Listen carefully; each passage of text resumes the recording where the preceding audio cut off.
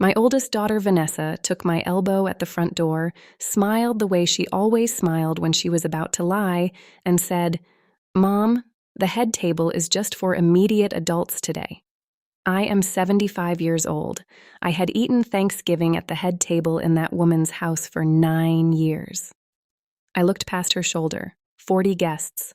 A long table dressed in white linen, a framed photograph of me from 1973 sitting between two big floral arrangements. My own face, smiling, with no chair underneath it. She walked me past all of them, past my brother, past my sister-in-law, past the husband of a cousin I had not seen in 2 years. She walked me into the sunroom, where a folding card table had been set up with paper plates and 4 small children under the age of 10. My grandbabies.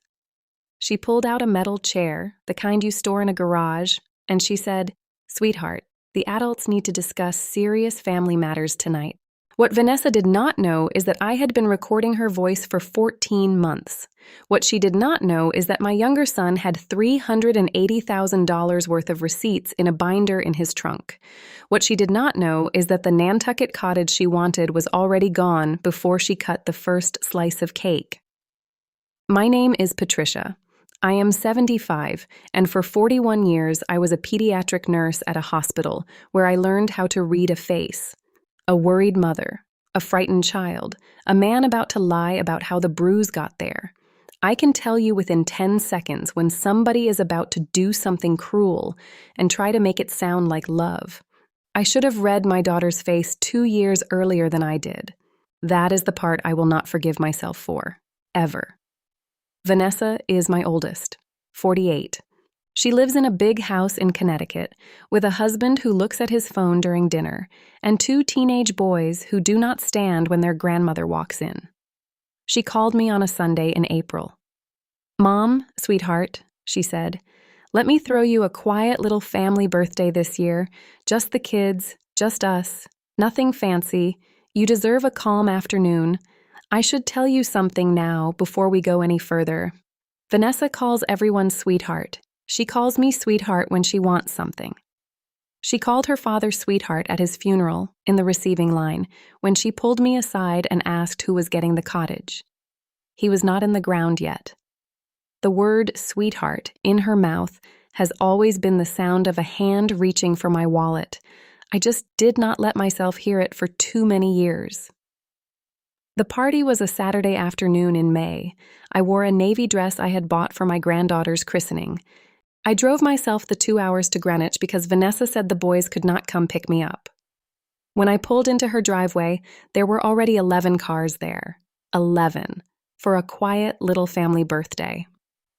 I walked up to the door with a little gift bag in my hand for my own grandchildren, because that is what their grandmother does. Vanessa opened the door before I rang. She was wearing white. She kissed the air next to my cheek and took my elbow like I was something fragile she had to steer. She said, "Mom, sweetheart, come in, come in. Everyone is here. Everyone. 40 people." I counted later.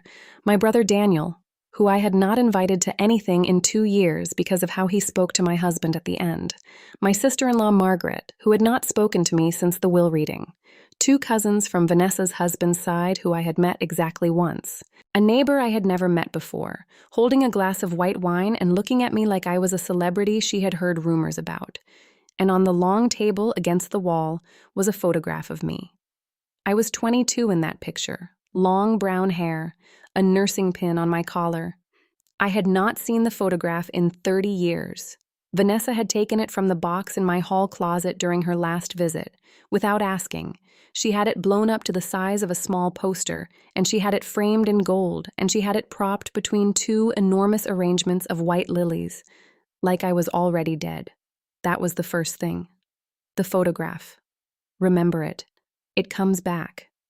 Vanessa walked me past the head table, past my own chair, which was not at the head table, past my brother, who looked at the floor, past Margaret, who looked at me with the small, satisfied face of a woman who had been told the plan in advance. Vanessa walked me through the dining room, through the kitchen, and into the sunroom at the back of the house, where 4 folding chairs had been arranged around a card table.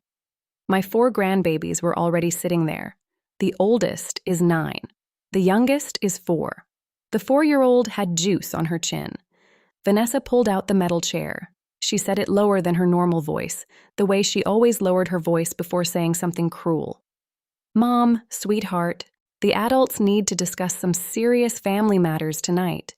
The kids have been so excited to sit with Grandma. You will have so much fun back here. I sat down. I want you to understand why I sat down. I sat down because the 4-year-old, my littlest granddaughter, looked up at me with juice on her chin and said, Grandma, you are sitting next to me, and there are some humiliations you eat in front of a child because you do not want the child to remember the day your face changed. I smiled at her. I said, Of course, baby. Of course I am. Vanessa walked back into the dining room. I heard the laughter pick back up. I heard a cork pop. I heard my brother say to whoever was nearest, well, that went smoother than I expected. 3 sentences into his voice in that room, I knew he had rehearsed his part in the car. Now, before I tell you what I overheard 15 minutes later, if you have ever sat in a folding chair in the back room of your own child's house, on your own birthday, and listened to 40 people you raised or fed or loaned money to laugh on the other side of a wall, you already know exactly what this feels like. Stay with me. We are almost to the part you came for. I had been recording Vanessa's phone calls for 14 months. I want to be clear about how that started, because I am not a woman who records her own children for sport. My younger son, David, is a forensic accountant. He works for the federal government in a building I am not allowed to describe. About 16 months before that birthday, David came to my house on a Tuesday morning in March and sat at my kitchen counter and slid a single sheet of paper across to me. He said, Mom, I need you to look at this. Do not say anything yet. Just look. It was a transfer record from the family LLC that Vanessa had been managing for me since my husband died. The LLC that held the cottage on Nantucket my parents left me, the rental property in Vermont, and the brokerage account my husband and I had built for 41 years. Vanessa had been the manager because she had insisted, gently, sweetly, that I was getting too old to handle the paperwork. She had said it like a favor. The sheet of paper showed a transfer of $22,000 out of the LLC into an account ending in 4 numbers I did not recognize. The memo line said, reimbursement, mother's expenses. I had not had $22,000 of expenses that quarter. I had not had $22,000 of expenses that year. David said, Mom, this is one of 41 transfers I have found so far. The total, right now today, is $380,000. I did not cry. I want to tell you I cried. I did not. I sat on a stool at my own counter and I felt the inside of my chest go very cold and very quiet, and I said, What do you need me to do? He said, I need you to start recording her phone calls. Oregon and Connecticut are both one-party states. You can do it legally.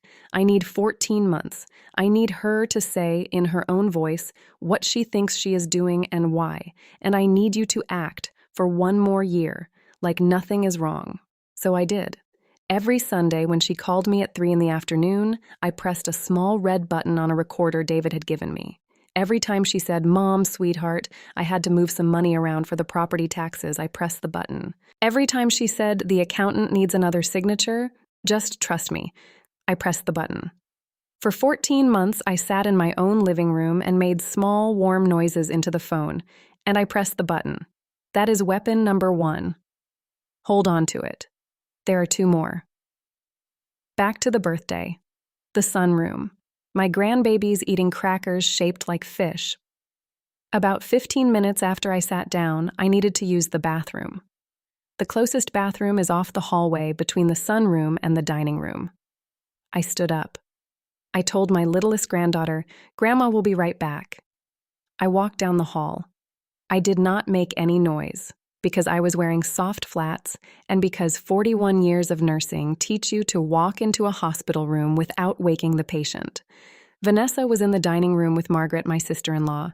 They were standing by the head table, near the framed photograph of me at 22.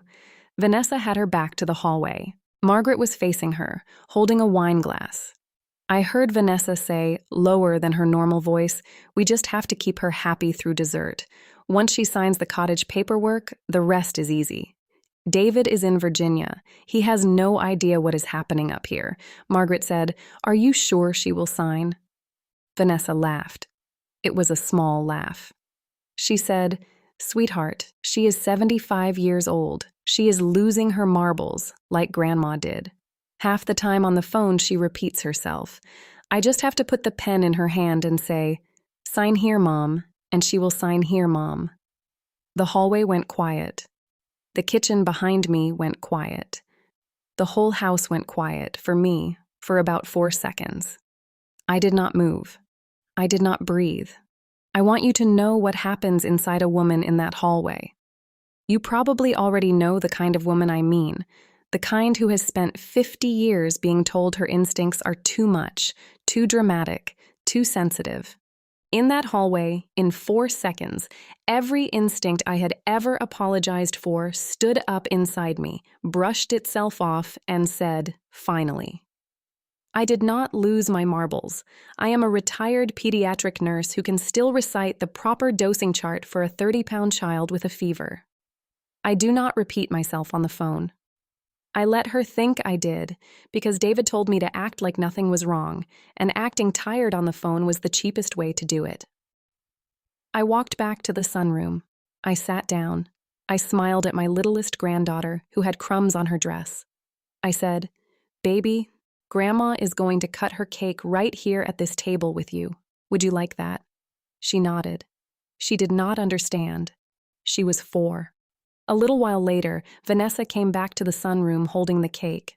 White frosting, yellow roses, 75 candles arranged in a spiral. She had a smile on her face and her phone in her other hand, ready to film. She said, Mom, sweetheart, are you ready? I looked up at her. I said, Vanessa, I am ready for everything. She paused, just for a second. I watched her eyes do a small thing. She did not understand what I had said, but some old animal part of her understood that the temperature in the room had changed. She set the cake down. She lit the candles. She filmed me blowing them out at a folding card table with paper plates, surrounded by 4 small children, in the sunroom of her own house. I made a wish. I want to tell you what I wished for, but I am not going to. Some things you keep. That is the moment from the title. That is the moment you came here for. The cake at the children's table. Now let me tell you what happened in the 2 weeks after. I drove home that night with the recorder still in my purse. I want you to know something. There were 3 things in my purse that night. A small black recorder, switched off, a second copy of the Nantucket Cottage deed in an envelope I had been carrying for 4 months, and a small folded piece of paper with David's office number on it, in case I needed it on the road. 3 weapons in one purse. I did not know yet that I would use all 3 within the week. I called David from a rest stop on Interstate 95. I said, baby. I heard her say it, with a witness. I have it on the recorder in my purse. David said, Mom, drive home safe. Do not call her back. Do not answer if she calls you. On Monday morning, I am flying up. He flew up on Monday. By Tuesday afternoon, he had walked into the office of a lawyer in Hartford with a binder so thick it had to be carried in 2 hands. By Wednesday morning, Vanessa had been served with paperwork at her front door. By Thursday, she had been formally removed as manager of the family LLC. By Friday of the 2nd week, she had been named in a civil suit for breach of fiduciary duty, conversion, and elder financial abuse. 5 people in our family stopped speaking to me by the end of that summer. My brother Daniel, Margaret, Vanessa's husband, Vanessa's 2 teenage sons, who were old enough to be told a version of the story that made their grandmother into the villain. I lost 5 people. I had carried 4 of them at one point or another, in the literal sense, as babies, as patients, as guests in my home. I let them go. You cannot save people who have rehearsed your humiliation in the car, the cottage on Nantucket, the one she wanted, the one she was going to put a pen in my hand for. I had already signed it over to David 4 months before the birthday. The deed in my purse that night was a copy I had been carrying around like a small, warm stone. The morning of my 76th birthday, David drove me out to the cottage and we sat on the porch and drank coffee and watched the water. He did not say much. He never does. He is the quiet one. He is also the one who saved my life. Vanessa did not come to my 76th. She sent a card. It said, in her handwriting, "Sweetheart, I hope you are well." I read it once. I put it in a drawer. I did not write back. Here is the part I think about. The photograph. The one she took out of my hall closet without asking. The one she had blown up and framed and propped between two arrangements of white lilies like I was already gone. After the lawsuit settled, a box arrived at my front door from Connecticut. No note. Inside the box was the framed photograph. The glass was cracked across one corner. I do not know if she dropped it on purpose or if the movers did. I hung it in the hallway of my own house. The crack is still in the glass. I did not have it fixed. Every time I walk past that photograph, I see a 22-year-old nursing student with a pin on her collar and a small fracture running across her face, and I think, baby, you had no idea what you were going to have to outlive, but you did. You did.